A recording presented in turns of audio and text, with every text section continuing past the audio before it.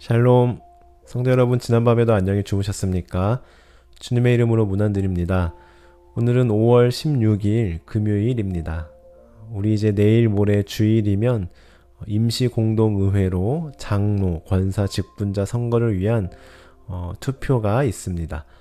모든 과정과 결과 가운데 하나님의 은혜와 자비가 임하길 계속해서 기도해 주시길 바랍니다.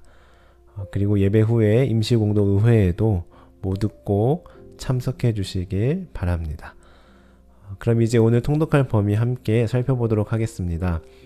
오늘 함께 통독할 범위는 욥기 8장부터 10장까지의 말씀인데요. 8장은 욥의 친구 중 한 명인 빌닷의 첫 번째 말에 대해 기록하고 있고 9장과 10장은 이러한 빌닷의 말에 대한 욥의 첫 번째 대답을 기록하고 있습니다. 이 가운데 오늘은 욥의 대답에 관한 내용인 9장 내용을 중심으로 함께 묵상 말씀 나누도록 하겠는데요. 먼저 9장 16절부터 24절까지의 말씀을 제가 읽어드리겠습니다. 가령 내가 그를 부름으로 그가 내게 대답하셨을지라도 내 음성을 들으셨다고는 내가 믿지 아니하리라. 그가 폭풍으로 나를 치시고 까닭없이 내 상처를 깊게 하시며 나를 숨쉬지 못하게 하시며 괴로움을 내게 채우시는구나. 힘으로 말하면 그가 강하시고 심판으로 말하면 누가 그를 소환하겠느냐. 가령 내가 의로울지라도 내 입이 나를 정죄하리니 가령 내가 온전할지라도 나를 정죄하시리라.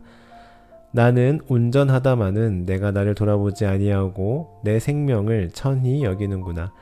일이 다 같은 것이라. 그러므로 나는 말하기를 하나님이 온전한 자나 악한 자나 멸망시킨다 하나니 갑자기 재난이 닥쳐 죽을지라도 무죄한 자의 절망도 그가 비웃으시리라.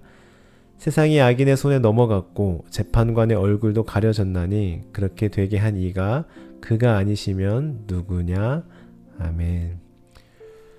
오늘 본문의 말씀은 빌닷의 말에 반론하는 욥의 대답을 기록하고 있는데요. 우리 담임 목사님께서 어제 지브리풍 만화를 보여주시면서 아주 쉽게 이해하기 쉽게 머리에 쏙쏙 들어오게 설명해 주신 것처럼 이 빌닷은 전통적인 인과 응보론에 근거한 주장을 펼칩니다. 다시 말해 빌닷은 욥에게 하나님께서는 결코 불의를 행하지 않으시며 진리를 왜곡시키지 않으신다. 한마디로 욥, 네가 지금 이렇게 힘든 데에는 분명 하나님께 잘못한 게 있기 때문일 거다. 안 그러고서는 너에게 이러한 저주와도 같은 일이 그냥 생긴 것은 아닐 거다 라고 말하고 있는 겁니다. 이에 대해 욥은 오늘 9장에서 뭐라고 답변합니까? 먼저 2절을 보시면 욥은 내가 진실로 내가 이 일이 그런 줄을 알거니와 라고 대답하고 있습니다. 즉 욥은 빌닷의 주장이 못마땅하지만 인간은 하나님 앞에서 절대로 의로울 수 없음을 그대로 인정하고 있습니다.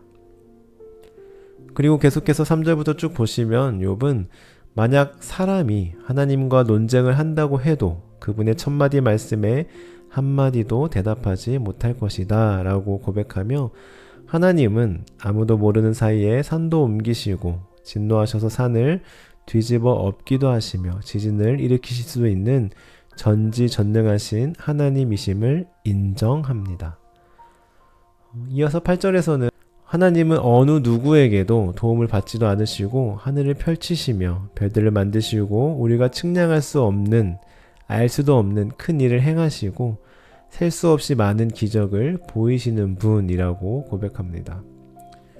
이처럼 하나님은 전능하시고 위대하신 분이신데 하나님이 가져가신다면 누가 도로 찾을 수 있으며 누가 감히 하나님께 도대체 왜 그러시냐고 할 수 있겠는가 하고 욥은 오히려 빌닷에게 반문합니다. 그러면서 내가 어찌 감히 그분에게 한마디라도 대답할 수 있겠으며 내가 무슨 말로 말대꾸를 할 수 있겠는가. 비록 내가 옳다고 해도 감히 아무 대답도 할 수 없다. 다만 나로서 할 수 있는 일은 나를 심판하실 그분께 은총을 비는 것뿐이다 라고 말하고 있습니다. 여기까지 들으면 욥이 그래도 아직까지 하나님을 신뢰하고 있구나, 욥의 믿음이 대단하구나 하고 생각할 수도 있는데요. 그런데 사실 다음 절인 16절부터 보시면 욥은 하나님을 원망하고 있습니다. 욥의 이 원망을 이해하기 쉽게 제가 표준 세번역으로 그대로 읽어드리겠습니다. 16절부터 20절까지 말씀을 읽어드릴 텐데요. 개역개정과 비교하시면서 들어보시기 바랍니다. 비록 그분께서 내가 말하는 것을 허락하신다 해도 내가 부르짖는 소리를 귀 기울여 들으실까? 그분께서 머리털 한 오라기만한 하찮은 일로도 나를 이렇게 짓눌러 부수시고 나도 모를 이유로 나에게 많은 상처를 입히시는데 숨 돌릴 틈도 주시지 않고 쓰라림만 안겨주시는데 그분께서 내 간구를 들어주실까? 강한 쪽이 그분이신데 힘으로 겨룬다고 한들 어떻게 이기겠으며 재판에 붙인다고 한들 누가 그분을 재판장으로 불러올 수 있겠느냐? 비록 내가 옳다고 하더라도 그분께서 내 입을 식혀서 나를 정죄하실 것이며 비록 내가 흠이 없다고 하더라도 그분께서 나를 틀렸다고 하실 것이다. 욥의 말투에서 뉘앙스, 욥의 마음이 느껴지십니까? 그렇게 위대하시고 전능하신 대단하신 하나님이신데 그건 알겠는데 그분은 나를 이렇게 짓누르시고 나도 모를 이유로 상처를 주고 계신다. 이렇게 나를 힘들게 하시고 나를 고통스럽게 하시는데 과연 하나님께서 내 이야기를 들어주실까? 하고 하나님을 원망하고 있습니다. 다시 말해 나의 모든 고난과 고통이 다 하나님 때문에 일어난 것이라고 애둘러 표현하고 있는 것입니다. 계속해서 30절부터 쭉 보시면 비록 내가 비누로 몸을 씻고 잿물로 손을 깨끗이 닦아도 하나님께서 나를 다시 시궁창에 쳐넣으시는데 내 오신들 나를 좋아하겠냐. 하나님이 나와 같은 사람이기만 하여도 내가 그분께 말을 할 수 있으련만 우리 둘 사이를 중재할 사람이 없고 하나님과 나 사이를 판결해 줄 리가 없구나 하고 한탄하고 있습니다. 즉 하나님이 말만 통해도 좋을 텐데 이렇게 나를 아무 이유 없이 힘들게 하고 아무 죄 없는 나를 못 살게 구시는데 그런 하나님과 과연 말이 통할까 하고 하소연하고 있는 것입니다.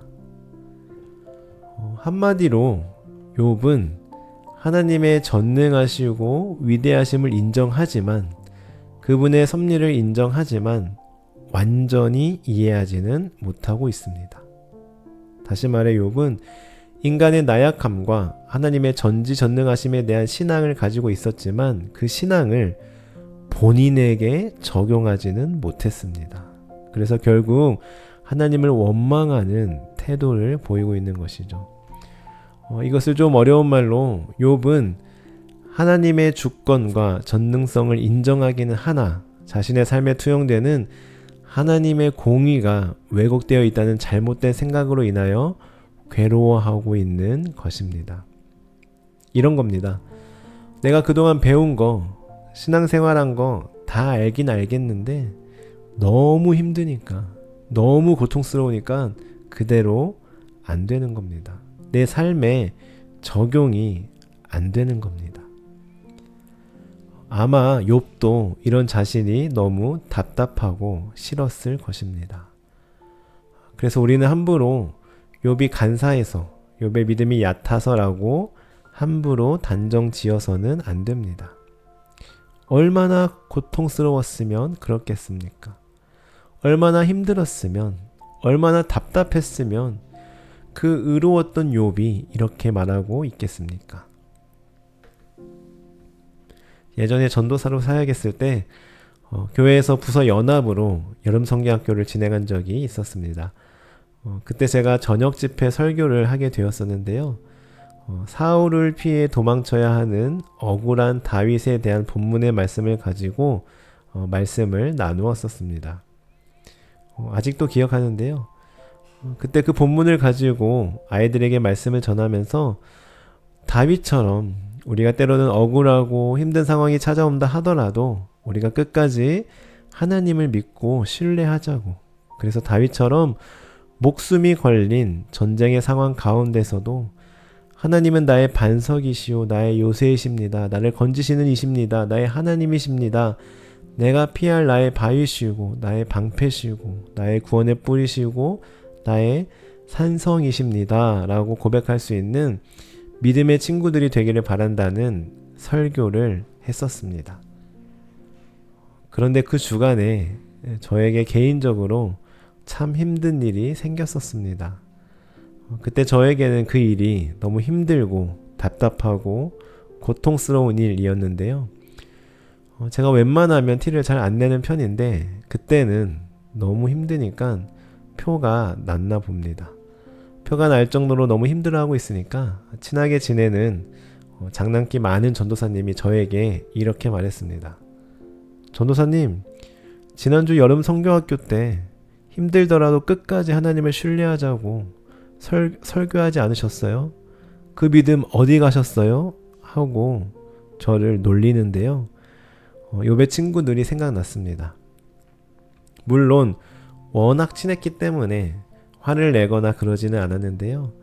생각해보면 그때 제가 설교할 때는 정말 진심으로 믿음으로 설교했었습니다.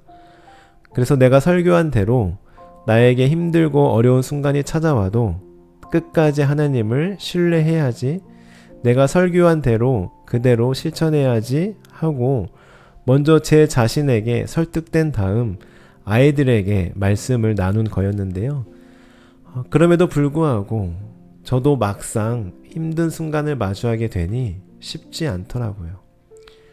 오늘 말씀의 욥처럼 하나님에 대한 원망이 나왔습니다. 아니, 온 우주 만물을 창조하시고 다스리시는 전능하시고 위대하신 하나님이라는 건 잘 알겠는데, 그리고 믿는데, 그런데 그 하나님께서 도대체 나에게는 왜 그러실까? 나는 분명 크게 잘못한 것도 없는 것 같은데 하나님은 나에게 왜 이렇게 힘든 시련을 주시는 걸까 하고 하나님이 도무지 이해가 되지 않았었습니다. 그런데 시간이 지나서 나중에 그 문제가 정리되고 해결되고 나니 제 자신이 좀 더 단단해지고 한층 더 성장해 있는 제 자신을 발견한 후에는 다시 하나님을 신뢰할 수 있었고 하나님을 이해하게 되었습니다. 사랑하는 성도 여러분, 우리는 하나님을 온전히 이해할 수 없습니다. 특별히 우리 앞에 놓여진 곤고하고 난처하고 이해하기 힘든 문제들 가운데는 더더욱 이 상황을 이해하기가 어렵습니다. 그러나 우리가 완전히 이해할 수 없다 할지라도 우리는 우리의 주권자 되시는 하나님의 섭리에 이의를 제기할 것이 아니라 하나님의 섭리를 그대로 인정하고 따르는 겸손함과 믿음이 우리 안에 있어야 합니다. 다시 말해, 그럼에도 불구하고 하나님을 신뢰할 수 있는 믿음이 필요합니다. 그럼에도 불구하고의 믿음이 우리 안에 필요합니다. 물론 쉽지 않다는 거 잘 압니다. 정말 쉽지 않습니다. 어렵습니다. 너무 힘든데, 너무 아픈데, 너무 고통스러운데 어떻게 그 순간에 하나님을 신뢰하고 하나님의 섭리가 이해되겠습니까? 어떻게 그 순간에 하나님만 바라보며 하나님께 감사할 수 있겠습니까? 우리의 힘과 의지로는 할 수 없습니다. 절대로 할 수 없습니다. 그러나 방법이 딱 하나 있는데 그것은 바로 오직 하나님의 은혜를 구하는 것입니다. 우리의 힘과 우리의 의지와 우리의 멘탈로 극복하고자 몸부림치는 것이 아니라 그저 하나님의 긍휼과 자비, 하나님의 은혜를 간절히 구하는 것입니다. 하나님, 너무 힘듭니다. 도와주세요. 하나님, 이 일을 통하여, 이 고난을 통하여 하나님의 뜻을 신뢰할 수 있는 믿음을 주십시오. 저의 의지와 이성으로는 도무지 버틸 수 없습니다. 하나님께서 나의 몸과 마음을 주장하여 주십시오. 끝까지 하나님을 믿고 신뢰하게 해 주십시오 하고 기도해야 합니다. 사랑하는 성도 여러분, 혹시 지금 욥처럼 힘들고 어려운 고통스러운 상황에 처해 계십니까? 누구에게도 말 못할 두려운 상황 가운데 계십니까? 이런 일이 왜 나에게, 우리 가족에게 일어나는지 이해가 안 되고 어떻게 풀어가야 할지 답답하고 막막한 상황 가운데 계십니까? 그럼에도 불구하고 하나님을 의지해 보십시다. 쉽지 않겠지만, 어렵지만 하나님의 긍휼하심과 자비를 구하며 하나님을 끝까지 신뢰하는 믿음으로 하나님께 맡겨드리시기 바랍니다. 그렇게 끝까지 하나님을 신뢰하고 하나님만 의지할 때 하나님께서 하나님의 때에 하나님의 방법으로 일하실 것입니다. 그 하나님의 은혜와 일하심을 경험하는 우리 모든 성도님들 되시길 주님의 이름으로 간절히 축원합니다. 기도하시겠습니다. 하나님, 저희들 욥을 통해 우리의 모습을 발견하게 하시니 감사합니다. 하나님은 전능하시고 위대하신 하나님이심을 잘 알고 있지만, 믿고 있지만 우리는 너무나 연약하여서 힘들고 어려운 상황이 찾아오면 하나님을 신뢰하지 못하고 원망하게 됩니다. 하나님, 우리의 연약함을 불쌍히 여겨 주옵소서. 우리를 긍휼히 여겨 주옵소서. 이 시간 주님을 의지함으로, 주님을 신뢰함으로 우리의 문제를 주님께 내어드리오니 하나님께서 도와주시고 해결하여 주옵소서. 그리하여 하나님의 일하심을 경험하고 하나님께 영광 돌리는 간증의 나날들 되게 하옵소서. 우리 이러한 기도 제목과 나의 고민과 어려움을 하나님께 아뢰며 하나님을 의지하며 하나님을 신뢰하며 함께 기도하시겠습니다.